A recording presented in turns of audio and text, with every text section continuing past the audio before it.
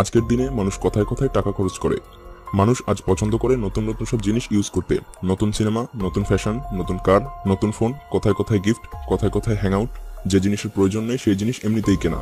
ভালো না কিন্তু ট্রাই করবো না কেন? এত সহজে আমাদের দেশের মানুষ কিভাবে টাকা ফুরাতে পারে? এত টাকা মানুষের কাছে কিভাবে এসে গেছে? ধনী আরো ধনী হচ্ছে, সব জায়গায় শো অফ, সব জায়গায় ব্র্যান্ডেড জিনিসপত্র ইউজ। আমাদের তো কিছু এসে যায় না, কিন্তু সেসব মানুষের এসে যায় যারা মাথার ঘাম পায়ে ফেলে 2 টাকা উপার্জন করে। ভালো মানুষেরা তাদের কাজের মর্ম বুঝে কাজের গুরুত্ব দেয়, কিন্তু এসব মানুষকে শোষণ করেই আজকের মানুষগুলো ধনী থেকে আরো ধনী হচ্ছে। আমাদের দেশের 0.01% বিত্তবানকেও খুঁজে পাওয়া যাবে না যারা মেহনত করা মানুষদের শোষণ করেনি। আজ যেসব ধনী দুহাতে টাকা উড়ায়, প্রয়োজন হোক আর না হোক, তারা দেখুন দেশের মানুষ এসব কি করছে।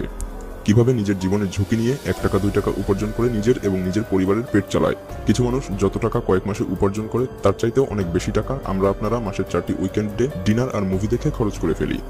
আমরা টাকার মূল্য বুঝি না, কিন্তু এরা খুব ভালো করেই জানে যে টাকার মূল্য কত। আমরা অনেক উপার্জন করার পরেও টাকা খরচ করার কারণে আমাদের ব্যালেন্স তৈরি করতে পারি না, কিন্তু এদের ব্যালেন্স কখনো নড়চড় হয় না। আমরা অফিসের কর্মচারী বসকে গালাগালি দেই যে আজকে কত চাপ দিচ্ছে, কিন্তু এরা উপরওয়ালা বসের কাছে অনুরোধ করে যেন আজকে আরো কিছু চাপ সহ্য করতে পারে। আজকে যারা এয়ার কুলারের মধ্যে বসে বইয়ের দিকে কনসেন্ট্রেট করতে পারছি না, মনোযোগ দিতে পারছি না, তাদের উচিত হবে একটু সময় বের করে এসব মানুষরা কি করে তা দেখা। একটু কনসেন্ট্রেশন হলেই দুর্ঘটনা ঘটবে। এদের কনসেন্ট্রেশন কখনো ভেঙে পড়ে না। কাজটা যতই কঠিন হোক না কেন আর দড়ি যতই সরু হোক না কেন, এদের কনসেন্ট্রেশন কখনোই হটে না। এদের কোনো মোটিভেশনাল স্পিকারকে শেখানোর দরকার হয় না যে জীবনে কিছু করতে হবে। যারা পড়ার বইয়ের দিকে ফোকাস করতে পারো না, অন্য চিন্তা মাথায় আসে, তারা দেখে নাও যে কিভাবে ফোকাস করতে হয়। ফোকাস আসে না, ফোকাসকে কিভাবে নিয়ে আসতে হয়। জীবনের জন্য যখন কিছু করতে হয় তখন লেজার ফোকাস চলে আসে। বন্ধুরা, আমরা যত টাকা একদিনে কোনো পার্কে কাটানোর জন্য খরচ করি, তত টাকা এসব অভাগাদের জন্য 1 সপ্তাহের রুজি। জীবন হাতে নিয়ে মৃত্যুকে কোনো পরোয়া না করে প্রতিদিনই একই পোশাক পরে এরা কোনো লেটেস্ট ফ্যাশন, লেটেস্ট ডিজাইন এমন কিছু বুঝতে চায় না। ফোকাস কাকে বলে? ফোকাস হওয়া অত্যন্ত জরুরি এদের, কেননা অন্যথায় দুর্ঘটনা ঘটবে। তখন পরিবারকে দেখবে। আমরা আমাদের অতীতের ভুল থেকে কিছু শিখতে পারি না, কিন্তু এরা এদের প্রতিটা দুর্ঘটনার কথা খুবই ভালোভাবে মনে রাখে। যতবার এদের ভুল হয়, এদের কাজগুলো আগের বারের চাইতে সুনিপুণ হয়, কেননা এরা ভুলগুলোকে মনে রাখে। আর আমরা ভুলের পর ভুল করেই চলেছি, তারপরও আমাদের পরবর্তী স্টেপ ভুল দিয়ে শুরু হয়। সত্য কথা বলতে আমাদের কাছে অনেক চান্স রয়েছে। 1টি চান্স, 2টি চান্স, আর চান্স থাকবেই না কেন? আমাদের ফ্যামিলিতে তো অফুরন্ত টাকা আছে। আমাদের টাকা আসে আইটি ইঞ্জিনিয়ার, ফ্যামিলি বিজনেস ইত্যাদি থেকে। কিন্তু জাস্ট নিজের উপরে ডিপেন্ড করে ফ্যামিলিকে রক্ষা করার জন্য শিশুর উপার্জনের দিকে একটু লক্ষ্য করুন। আর হ্যাঁ, একটি বিষয় লক্ষ্য রাখবেন যে আপনার পকেটে যত টাকা আছে, এই মাসুম বাচ্চার বুকে তত ফোকাস, তত স্বপ্ন রয়েছে। জীবন যায় যাক, কিন্তু তবুও এরা কারো কাছে হাত পাতবে না।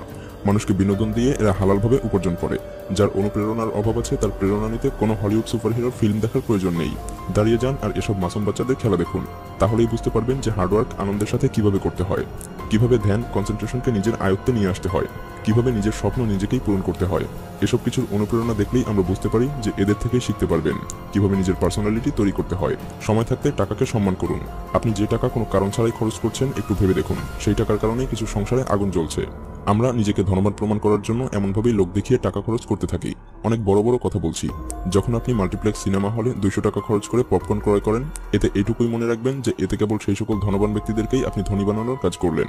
কিন্তু যখন আপনি আপনার প্রয়োজনীয় জিনিস যেমন চাল, ডাল, তরকারি কেনার জন্য টাকা খরচ করবেন, মনে রাখবেন যে এই টাকাগুলো তাদের কাছেই যাবে যাদের সত্যিকারের টাকার প্রয়োজন। এভাবে দেশ আরো শক্তিশালী হতে পারে।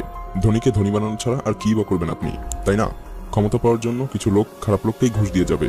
টাকার পরে যদি মানুষের দ্বিতীয় কোনো জিনিস পাওয়ার আকাঙ্ক্ষা থাকে, তবে সেটা হলো পাওয়ার। দেশের উন্নতি হচ্ছে কেবল ধনীদেরকে ধনীত্বর করতে। বিবেকবান মানুষদের জন্য প্রশ্ন রইল যে এটা কি আদৌ আমাদের জন্য লজ্জাকর নয়?